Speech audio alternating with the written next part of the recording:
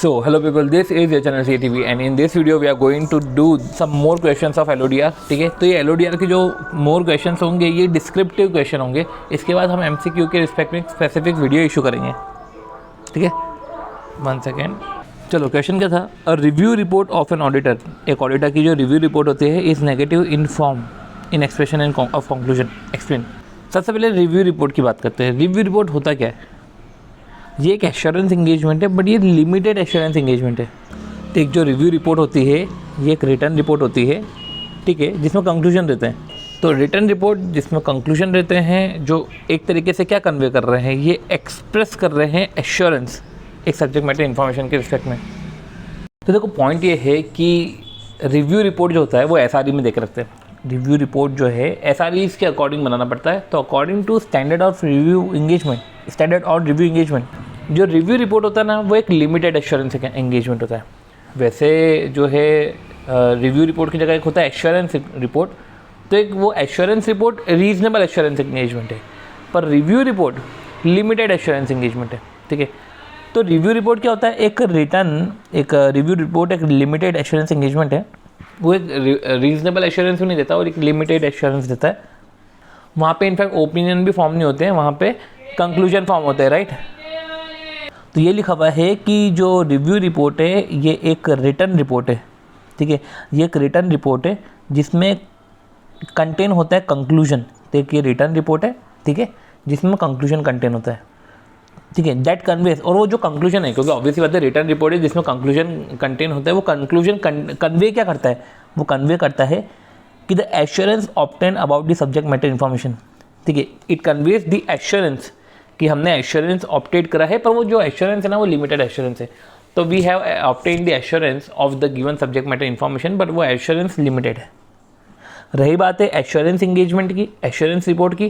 तो assurance report देखो, अब एश्योरेंस में रीजनेबल एश्योरेंस भी हो सकता है, लिमिटेड एश्योरेंस भी हो सकता है. तो एश्योरेंस रिपोर्ट के जो बेसिक एलिमेंट है वो आपको एसएस में भी देके रखे, क्योंकि रीजनेबल एश्योरेंस है. SREs में भी देके रखे और SAEs में तो देख ही रखे. ठीक है, तो एश्योरेंस इंगेजमेंट दो तरीके के होते हैं, एक तो रीजनेबल एश्योरेंस, एक लिमिटेड एश्योरेंस. रीजनेबल एश्योरेंस से ओपिनियन फॉर्म होता है, एश्योरेंस इंगेजमेंट पे कंक्लूजन फॉर्म होता है. ठीक है, पर एश्योरेंस इंगेजमेंट, ठीक है, मतलब कि लिमिटेड एश्योरेंस इंगेजमेंट, उसमें जो कंक्लूजन कंटेंट होता है, ऑब्वियसली बात है, और ये नेगेटिव फॉर्म में होता है. नेगेटिव फॉर्म में इन द सेंस कि उसमें ऐसा लिखा हुआ रहता है कि nothing has come to our attention. ठीक है, nothing has come to our attention. देखो, nothing has come to our attention, हमारे पास कुछ चीज़ ऐसे हमारे अटेंशन में नहीं आई that cause us to believe, जिससे हम बिलीव कर सके कि जो फिनेंशियल स्टेटमेंट है ना वो ट्रू एंड फेयर व्यू नहीं शो कर रहे, जो फिनेंशियल स्टेटमेंट है ना वो मटेरियल रिस्पेक्ट में नहीं है. ठीक है, तो nothing has come to our attention. तो nothing has come to our attention that cause us to believe, हमारे पास ऐसी कुछ चीज़ें नहीं आई जिससे हम ये बिलीव कर सके कि financial statement true and fair view नहीं है. ठीक है, फिनेंशियल स्टेटमेंट मटेरियल रिस्पेक्ट में प्रेजेंटेड नहीं है फेयरली. तो हमको कुछ चीज़ गड़बड़ में नहीं नजर आई, तो हम ये मानते हैं कि सब सही है. और रीजनेबल एश्योरेंस इंगेजमेंट में तो सही की बातें करते हैं. ठीक है, तो एक तरीके से इसका जो फॉर्म होता है उसका फॉर्म नेगेटिव होता है बताने का. फिर बाद में ये सब चीज़ें हैं, ये MCQ है, इसको हम लास्ट में देखेंगे. अब BG लिमिटेड एक लार्ज साइज लिस्टेड कंपनी है. बोर्ड ऑफ डायरेक्टर ने कॉन्स्टिट्यूट करा है NRC.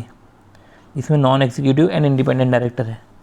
तो पहले अपन NRC की बातें कर लेते हैं थोड़ी सी. सबसे पहले लिस्टेड कंपनी है तो LODR तो कंप्लायंस करना ही है. अब सारे के सारे देखो, मिनिमम 3 डायरेक्टर तो चाहिए ही चाहिए, और सारे के सारे नॉन एग्जीक्यूटिव चाहिए. ठीक है, और 1 सेकेंड, और हाफ इंडिपेंडेंट होने चाहिए, बट वही है कि आउटस्टैंडिंग सुपीरियर इक्विटी शेयर है तो 2/3 हो जाएगा. और रही बात है चेयरपर्सन की, तो चेयरपर्सन को भी इंडिपेंडेंट होना चाहिए. तो क्या लिखा है? Management Sikar advice on the composition. Okay, composition की बात तो हमने कर ली. ठीक है, कि एक मीटिंग है, मीटिंग में चेयरपर्सन होते हैं और मेंबर होते हैं. ठीक है, और कम से कम बोले तो 3 डायरेक्टर तो चाहिए ही चाहिए. ठीक है, और तीनों डायरेक्टर नॉन एग्जीक्यूटिव होने चाहिए, हाफ उसमें इंडिपेंडेंट होने चाहिए. ठीक है, इनफैक्ट चेयरपर्सन खुद इंडिपेंडेंट होना.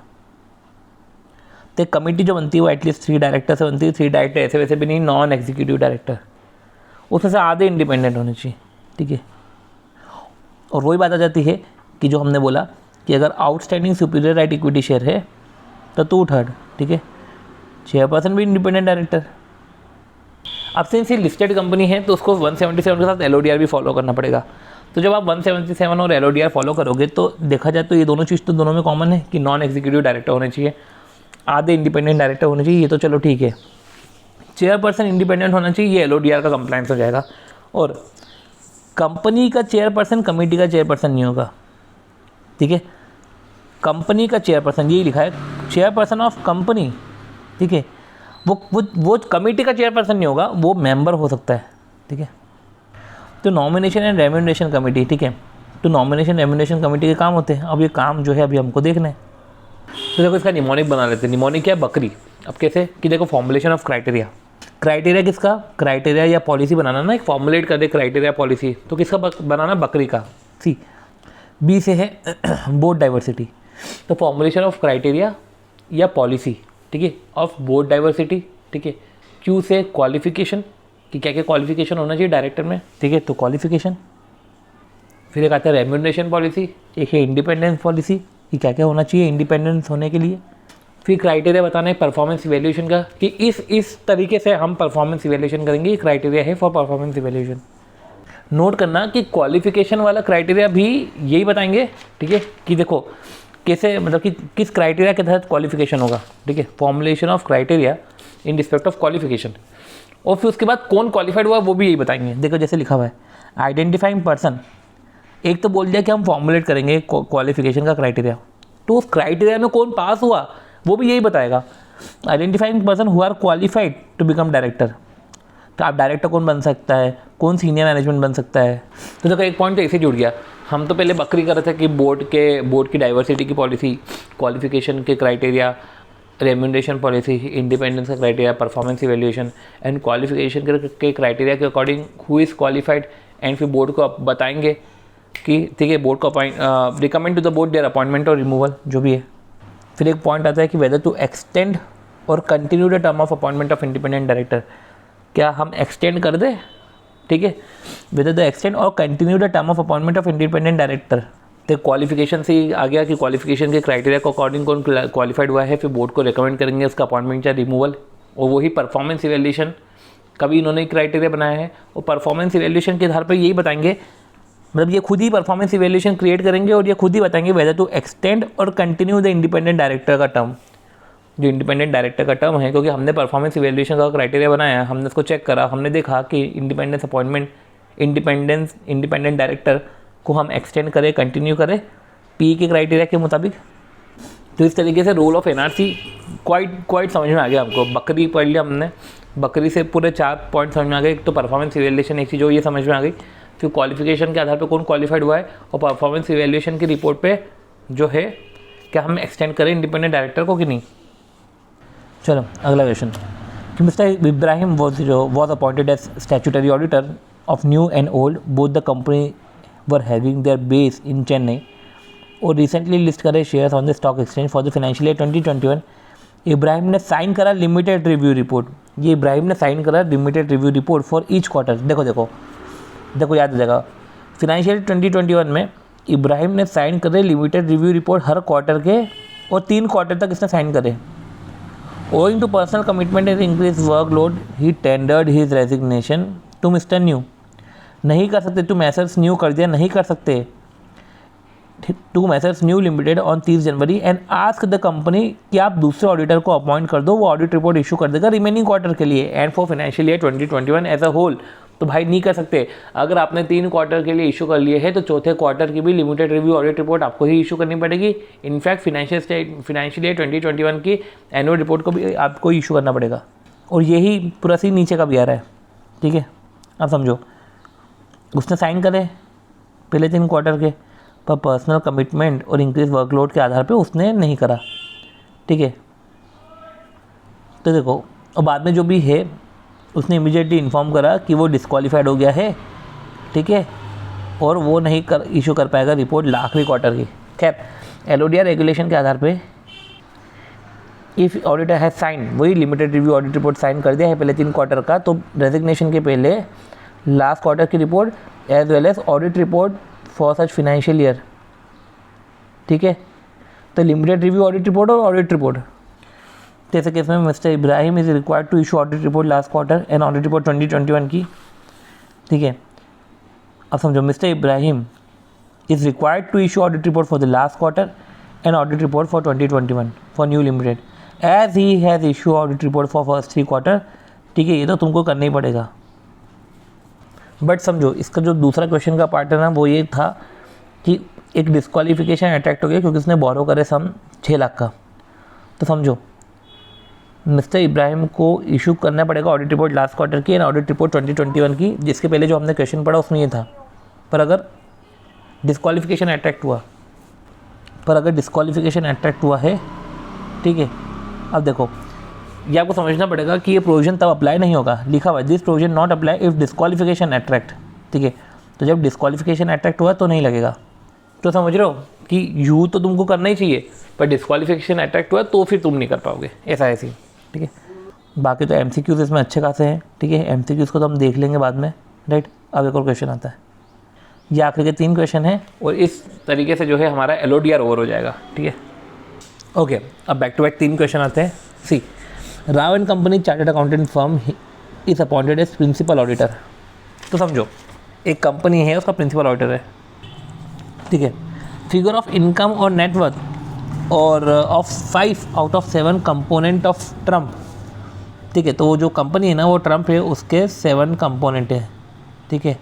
अब 7 कंपोनेंट में 5 के इनकम और नेटवर्थ दे के रखे हैं, ठीक है। पर जो रिमेनिंग 2 कंपोनेंट हैं F और G, ठीक है, F और G, वो अनऑडिटेड है। तो समझो कि 5 out of 7 component of Trump limited which are its unlisted subsidiary, ये सब्सिडियरीज है, ठीक है। प्रिंसिपल कंपनी लिस्टेड कंपनी है, सब्सिडियरी अनलिस्टेड है, ठीक है। और ये सब दे के रखा है। अब 2 कंपोनेंट जो G और F है वो अनऑडिटेड है। तो राव के अकॉर्डिंग, जो राव इंगेजमेंट पार्टनर है, ठीक है, क्योंकि वो प्रिंसिपल ऑडिटर है ना, component F is material to the consolidated financial statement where as G is not material. वो बोल रहा है कि यार F मटेरियल है, G मटेरियल नहीं है। And this fact has also been discussed in writing with TCWG of Triumph and it will also form part of report, कि F जो है मटेरियल है और G मटेरियल नहीं है। ये हमने कम्युनिकेट भी करा है राइटिंग में, और की ऑडिट मैटर में इसको डिस्कस भी करेंगे। तो पहले ये बताओ, F और G तो वैसे भी अनऑडिटेड है और F और G का जो डेटा ही नहीं दे के रखा है, ठीक है। बट कंपोनेंट ऑफ ट्रायम्फ में विच ऑफ द कंपोनेंट, वो जो मटेरियल सब्सिडियरी है, and in the board of which of unlisted subsidiary, and in the board of which of the unlisted subsidiary at least 1 independent director of Triumph needs to be appointed. See, पहले तो बोला है कि component में से कौन सा मटेरियल सब्सिडियरी है, और वो बोल रहे हैं फिर in the board of which of the unlisted subsidiary, कौन सी सब्सिडियरी में कम से कम एक इंडिपेंडेंट डायरेक्टर होना चाहिए ट्रायम्फ का, ठीक है, नीड्स टू बी अपॉइंटेड। तो सबसे पहले मटेरियल सब्सिडियरी की बात करते हैं। रेगुलेशन 16 सबसेक्शन C बोलता है 10%, रेगुलेशन 24 बोलता है 20%, ठीक है। ये बोलता है कि कंसोलिडेटेड इनकम और नेटवर्क का 20% किसी सब्सिडियरी में हो तो वो मटेरियल सब्सिडियरी होती है, अदरवाइज 10% देखा जाता है। अब देखो, इन्होंने भी रेगुलेशन 16 सबसेक्शन C बोला, ठीक है, मतलब कि मटेरियल सब्सिडियरी वो सब्सिडियरी है जो होल्ड करता है एक्सीड्स 10% ऑफ इनकम और नेटवर्थ ऑफ कंसोलिडेटेड इनकम और नेटवर्थ, ठीक है। और कंसोलिडेटेड इनकम नेटवर्थ में लिस्टेड एंटिटी सब्सिडियरी सबका आ जाएगा। और रेगुलेशन 24(1) में अपन ने पढ़ा है कि बोर्ड ऑफ डायरेक्टर का एक इंडिपेंडेंट डायरेक्टर होना चाहिए अनलिस्टेड मटेरियल सब्सिडियरी में। तो ऐसे केस में मटेरियल सब्सिडियरी को 20% माना गया है। तो हमको मटेरियल सब्सिडियरी बताना हो तो हम 10% के हिसाब से बताएंगे, और एक इंडिपेंडेंट डायरेक्टर को उधर अपॉइंट करना है तो उसके लिए 20%। तो सबसे पहले हम कैलकुलेटर यूज़ करके सबसे पहले ये देख लो कि इनकम कितना परसेंटेज है कंसोलिडेटेड इनकम का और नेटवर्क कितना परसेंटेज है। जो आपने परसेंटेज निकाले तो इस तरीके से टेबल बना दी। तो रेगुलेशन 16 के मुताबिक जो मटेरियल सब्सिडियरी है वो A है, C है, D है, ACD, ठीक है। पर अगर हम कंपोनेंट के हिसाब से देखें, ठीक है, अगर हमको इंडिपेंडेंट डायरेक्टर के अपॉइंटमेंट के हिसाब से देखें तो सिर्फ C और D आता है, ठीक है। और ऐसे केस में ACD तो इनकम के आधार पे बोल दिया मैंने। अब देख लो ए भले ही नेटवर्थ के आधार पे ए नहीं हो पर इनकम के आधार पे तो है, तो वो हो जाएगा COD हो रहा है, ठीक है। अब समझो, तो ACD हमारे जो है मटेरियल सब्सिडियरी है, और CD है जहाँ पे बोर्ड ऑफ डायरेक्टर का एक इंडिपेंडेंट डायरेक्टर वो अपॉइंट होगा, ठीक है। अब देखो अगला, what shall be the audit consideration in relation to, देखो what shall be the audit consideration, audit consideration क्या रहेगा in relation to reporting in case of unaudited component. तो आपके ऑडिट कंसिडरेशन क्या रहेंगे इन रिलेशन टू रिपोर्टिंग, जब आप unaudited component, देखो ये जो अनऑडिटेड कंपोनेंट है F और G, ठीक है, तो इन रिलेशन टू रिपोर्टिंग, जब आप रिपोर्टिंग करोगे इन case of unaudited component of Triumph, तो आपके ऑडिट कंसिडरेशन क्या रहेंगे। तो आपसे पहले उसने ऑडिट कंसिडरेशन पूछ लिए, ठीक है, और फिर बाद में पूछा ऑडिट कंसिडरेशन, तो ठीक है, how Rao and company shall report. एक तो ऑडिट कंसिडरेशन क्या है और रिपोर्टिंग का तरीका क्या रहेगा। तो आपके जो अनऑडिटेड कंपोनेंट है, ठीक है, अनऑडिटेड कंपोनेंट है, उस पर आपका ऑडिट कंसिडरेशन क्या है और आप किस तरीके से रिपोर्ट करोगे। तो देखो समझो, कुछ कंपोनेंट अनऑडिटेड है, सिंपल सी बात है, उसके ऑडिट के दौरान क्या क्या हमको करना पड़ेगा ये है।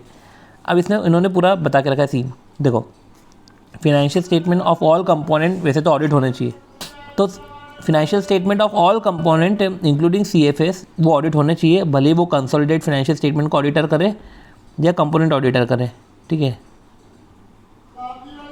अब पॉइंट ये आता है कि जब फिनेंशियल स्टेटमेंट ऑफ वन और मोर कंपोनेंट अगर वो अनऑडिटेड है, तो ऑडिटर जो रिपोर्ट कर रहा है कंसोलिडेट फाइनेंशियल स्टेटमेंट के ऊपर, तब देखो अगर फिनेंशियल स्टेटमेंट वन और मोर कंपोनेंट का अगर अनऑडिटेड है, तो ऐसे केस में ऑडिटर जो रिपोर्टिंग ऑन CFS, ठीक है, शुड कंसीडर, उसको कंसीडर करना पड़ेगा वो unaudited component in evaluating the possible modification to his report, क्योंकि वो देखो आपको वो कंसीडर करना पड़ेगा, ठीक है, आपको कंसीडर करना पड़ेगा अनऑडिटेड कंपोनेंट। अब देखो जब आप रिपोर्ट दे रहे हो CFS के ऊपर, तो ये अनऑडिटेड कंपोनेंट्स को आपको कंसीडर करना पड़ेगा जब आप रिपोर्ट कर रहे हो CFS के ऊपर, क्योंकि कंसीडर इसलिए करना पड़ेगा क्योंकि ले दे के जो है अनऑडिटेड कंपोनेंट CFS का ही पार्ट है, और जो ऑडिटर है has not been able to obtain sufficient and appropriate audit evidence in relation to that balances. तो ऑडिटर को इवेल्युएट करना पड़ेगा दोनों फैक्टर्स, क्वालिटेटिव और quantitative factors, on the possible effect of such amount remain unaudited. तब समझो, मैं वापस से बोलता हूँ, देखो कंसोलिडेटेड फाइनेंशियल स्टेटमेंट में सारे कंपोनेंट आते हैं, ठीक है, ऑडिटेड कंपोनेंट और अनऑडिटेड कंपोनेंट, और छोड़ो अनऑडिटेड की तो हम बात भी नहीं कर रहे, सारे कंपोनेंट को एटलीस्ट ऑडिट कराना चाहिए, ठीक है। Audit procedure can be perform by the auditor, ठीक है, भले वो कोई भी ऑडिटर करे, प्रिंसिपल ऑडिटर करे या कंपोनेंट का ऑडिटर करे, बट अगर वो ऑडिट नहीं हुआ है तो ऐसे केस में ऑडिटर को कंसीडर करना पड़ेगा, ठीक है, उसको कंसीडर करना पड़ेगा वो अनऑडिटेड कंपोनेंट को कंसीडर करना पड़ेगा, ठीक है, वो अनऑडिटेड कंपोनेंट को कंसीडर करना पड़ेगा in evaluating a possible modification in his report, उसको कंसीडर करना पड़ेगा जब वो रिपोर्ट कर रहा है CFS के ऊपर। तो जब कोई ऑडिटर CFS के ऊपर रिपोर्ट कर रहा है तो उसको अनऑडिटेड कंपोनेंट को कंसीडर करना पड़ेगा। ये जो इवैल्यूएशन है ज़रूरी है, because the auditor has not been able to obtain, इसलिए कंसीडर करना पड़ेगा क्योंकि तुम एविडेंस नहीं गैदर कर पाए हो उन अमाउंट के रिस्पेक्ट में, तो उसका कुछ इफेक्ट होगा। तो ऑडिटर को जब वो ऑडिट कर रहा है CFS में, उसको पता है कि किस अमाउंट के बेसिस कुछ अमाउंट का वो एविडेंस गैदर नहीं कर पाया है, तो ऐसे केस में both qualitative and quantitative factors, उसके जो इफ़ेक्ट है, क्वालिटेटिव इफेक्ट और क्वांटिटेटिव इफेक्ट सब देखने पड़ेंगे, वो सब देखने पड़ेंगे वाइल रिपोर्टिंग ऑन CFS, ठीक है, यूजिंग द गाइडेंस, वो जो इफेक्ट देखने पड़ेंगे using the guidance provided in SF 705। ये तो चलो हो गया, ये तो हमने ये देखा कि वो अनऑडिटेड कंपोनेंट थे जो भी है। अब देखो क्या लिखा हुआ है, in the given situation 2 out of 7 component unaudited थे, F मटेरियल था, G तो नॉन मटेरियल था, F मटेरियल है, therefore it may be assumed that reporting of key audit matter in accordance with 701 is done with component F। तो reporting of की audit matter material component के respect में रहेगा, और ये भी बात है कि हम 705 का गाइडेंस यूज़ करके हम qualitative and quantitative factors of the effect of such amount कौन सा, वो अनऑडिटेड अमाउंट, तो उसका इफेक्ट, अब वो क्वांटिटेटिव और क्वालिटेटिव इफेक्ट दोनों इफेक्ट हम देखेंगे, ठीक है, यूजिंग SA 705 एंड बाकी एक मटेरियल कंपोनेंट था इसमें, तो इसमें ये लिखा हुआ है कि in case of component F, जो मटेरियल कंपोनेंट है, ठीक है, principal auditor needs to consider its impact. तो इम्पैक्ट तो दोनों के देखने पड़ेंगे, तो पर इनका भी देखना पड़ेगा। कंपोनेंट एफ में principal auditor need to consider impact on the CFS in terms of principle laid down in 705, ठीक है। जो मॉडिफिकेशन ऑफ ओपिनियन है कंपोनेंट जी के रिस्पेक्ट में, principal auditor should make appropriate reporting. Principal auditor को जो है अप्रोप्रिएट रिपोर्टिंग करनी पड़ेगी, ठीक है, अप्रोप्रिएट रिपोर्टिंग करनी पड़ेगी OM पैरा में, राइट। और रही बात है कि जो की ऑडिट मैटर है, एक कंपोनेंट जो मटेरियल कंपोनेंट है उसका की ऑडिट मैटर में भी रिपोर्टिंग होगी, उसको कंसीडर भी किया जाएगा, ठीक है, इसको कंसीडर भी किया जाएगा while giving opinion on the CFS।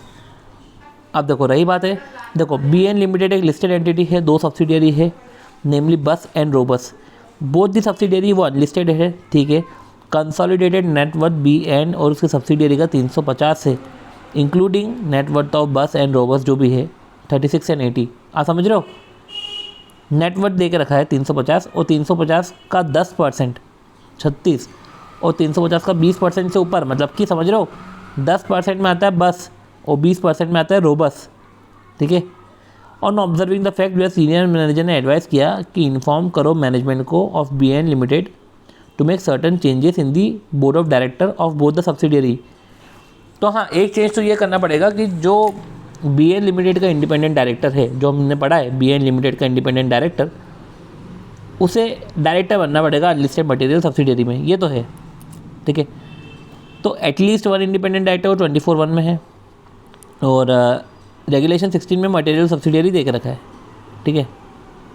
तो एक रेगुलेशन 16 में कवर है, वोटर एक 24 में। तो it is clear that out of 2 subsidiary, एक सब्सिडियरी जो है रोबस, ठीक है, उसकी नेटवर्थ जो है 20% से ज़्यादा हो गई है, तो कंपोजिशन तो चेंज करना पड़ेगा। तो contention of senior management regarding change in the composition of board of director in बस लिमिटेड। अच्छा, क्वेश्चन में ये बोला है क्या, change in the composition of both the subsidiary? नहीं, तो बोथ द सब्सिडियरी बोला है, पर हाँ बस लिमिटेड का not in order, however change in the composition of Robus limited वो इन ऑर्डर में है। अब एक आखिरी क्वेश्चन आता है, वो भी RTP नवंबर 21 में आया था, ठीक है, तो वो भी हम क्वेश्चन कर लेते हैं, फिर उसके बाद तो सारे MCQs ही है, ठीक है। चलो, कायस्क limited is a public company which got his listed on BSE and which got listed, ठीक है, तो लिस्टेड है in financial year 15-16 and is amongst the top 500। तो ये ना जो टॉप 500 लिस्टेड एंटिटी में on the base of market capitalization, JP Bhuj and company, देखो टॉप 500 में, मतलब समझ रहे हो, याद रखना है, देखो इसका काम आएगा LODR में। JP Bhuj and company CA firm वो अपॉइंट हुए स्टैट्यूटरी ऑडिटर। अब जो पंकज भुज है वो assigned its audit as engagement partner. तो जो कायस्क है ना, इसका ऑडिट एक ऑडिटर कर रहा है पंकज भुज, और वेरीफाई कर रहा है composition of board of director. अब देखो composition of board of director है, तो सबसे पहले वो पेज ओपन कर लो अपन। अब देखो क्या लिखा हुआ है, प्रेजेंट कंपोजिशन उसका क्या है, सबसे पहले टॉप 500 में, ठीक है, देयर आर 9 डायरेक्टर्स जिसमें से 4 नॉन एग्जीक्यूटिव है। अब मुझे बताओ, कंपोजिशन में अगर हम बात करें 9 में से 4.5 होते हैं, और अपन ने पढ़ा है एटलीस्ट 50% नॉन एग्जीक्यूटिव डायरेक्टर, तो कम से कम 5 होने चाहिए थे non executive, and 3 independent director, और साथ ही साथ only 1 women director and she is an executive director. तो देखो, एक तो ये गड़बड़ लग रही कि 4 नॉन एग्जीक्यूटिव है, कम से कम 5 नॉन एग्जीक्यूटिव होने थे, 3 इंडिपेंडेंट डायरेक्टर है, ठीक है, और एक वुमेन डायरेक्टर है and she is an executive director. See ये बात जो है 15-16 की कर रहे हैं, तो पता नहीं, अब देखते 15-16 की कर रहे हैं, शायद तक ये बाद में अपडेट कर देंगे। फाइनेंशियल ईयर 15-16 तो नहीं लग रहा मेरे को सही, शायद ईयर में कुछ चेंज करना था, खैर छोड़ो। तो पहले का आंसर देख लेते एक बार, चलो ठीक है, एक बार क्वेश्चन ही देख लेते हैं। तो एक तो गड़बड़ मेरे को लग रही है, ठीक है। बाकी mister Madhusudan Mehta was appointed at non executive chairperson, देखो वो है नॉन एग्जीक्यूटिव चेयरपर्सन, ठीक है, and he is brother in law of MD, brother in law of MD का ही ब्रदर इन लॉ है। आप समझो, अपन ने क्या पढ़ा था कि 1 अप्रैल 2020 से जो चेयरपर्सन है वो नॉन एग्जीक्यूटिव है, पर वो MD और CEO का रिलेटेड नहीं होना चाहिए, और इस केस में तो वो रिलेटेड निकल रहा है। पर ये 1 अप्रैल 2020 से मेरा बोलने का मतलब ये है कि ये सब 1 अप्रैल 2020 से है, ये फिनेंशियल ईयर 15-16 नहीं होना चाहिए था। और ये चलो 15-16 हुआ भी, तो हमको ये बोलना पड़ेगा कि 1 अप्रैल 2020 से हम ऐसा नहीं कर सकते, इन द सेंस कि जो चेयरपर्सन है वो कंपनी के एमडी और सीईओ से रिलेटेड नहीं हो सकता। इस केस में वो नॉन एग्जीक्यूटिव डायरेक्टर है पर वो रिलेटेड है एमडी से, ठीक है। तो प्रेजेंट कंपोजिशन क्या है ऑफ द बोर्ड ऑफ कायस्क, तो वो बोल रहे हैं कि प्रेजेंट कंपोजिशन जो भी है क्या वो एलओडीआर का कंप्लायंस कर रहा है। तो देखो मुझे नहीं लग रहा है एलओडीआर का कंप्लायंस कर रहा है, क्योंकि सबसे पहले तो ये नॉन एग्जीक्यूटिव 5 होने चाहिए थे, पहली दिक्कत मेरे को ये लग रही है, ठीक है। और बनती बात है कि 3 इंडिपेंडेंट डायरेक्टर है और एक वुमेन डायरेक्टर एग्जीक्यूटिव, एक मेरे को लग रहा है कि एक इधर इंडिपेंडेंट वुमेन डायरेक्टर होना चाहिए, ठीक है, क्योंकि टॉप 500 है। 1 अप्रैल 2019 से एक इंडिपेंडेंट वुमेन डायरेक्टर होना चाहिए था। बाकी जो मधुसूदन मेहरा है वो भी रिलेटेड लग रहा है, तो मेरे को इसमें भी गड़बड़ दिख रही है। ये 3 मेरे को गड़बड़ दिख रही है। एक बार देखते हैं कि सॉल्यूशन में क्या बोला है। देखो सबसे पहले तो बोल के रख दिया कि should at least 5 non executive director, तो एक तो पॉइंट ये बोल दिया कि 5 तो होना चाहिए थे। देखो दूसरी पॉइंट ये भी हो गया कि कम से कम एटलीस्ट 1 इंडिपेंडेंट वुमेन डायरेक्टर होना चाहिए था। और बात यह है कि जब आपने बोल दिया कि जो चेयरपर्सन है वो नॉन एग्जीक्यूटिव है, ठीक है, तो 1/3 इंडिपेंडेंट होने चाहिए थे, तो कम से कम 3 इंडिपेंडेंट होने चाहिए थे। और ठीक है 3 इंडिपेंडेंट है तो कम से कम ये तो सही है, तो ये बोल दिया कि जो है 3 इंडिपेंडेंट है तो वो सही है। और देखो ये भी पॉइंट है कि ऑडिटर को ये इंश्योर करना चाहिए कि जो चेयरपर्सन है बोर्ड के, वो टॉप 500 लिस्टेड एंटिटी के नॉन एग्जीक्यूटिव डायरेक्टर होने चाहिए और वो नॉट रिलेटेड टू एमडी और सीईओ होना चाहिए। मतलब अपनी सारी बातें वो कंसीडर कर रहे हैं, ठीक है, मतलब ये सारी बातें वैलिड है, राइट। तो इस तरीके से हमने एलओडीआर के ये क्वेश्चंस ओवर करे हैं, ठीक है। अगर वीडियो अच्छा लगे तो please do like the video, share the video and subscribe to channel CATV। मिलते हैं नेक्स्ट वीडियो में जहाँ पे हम जो है MCQs कर लेंगे। लगे हाथ अभी अपन ने अगर एलओडीआर करा है तो लगे हाथ हम इसके MCQs भी कर लेते हैं, ठीक है। बाय।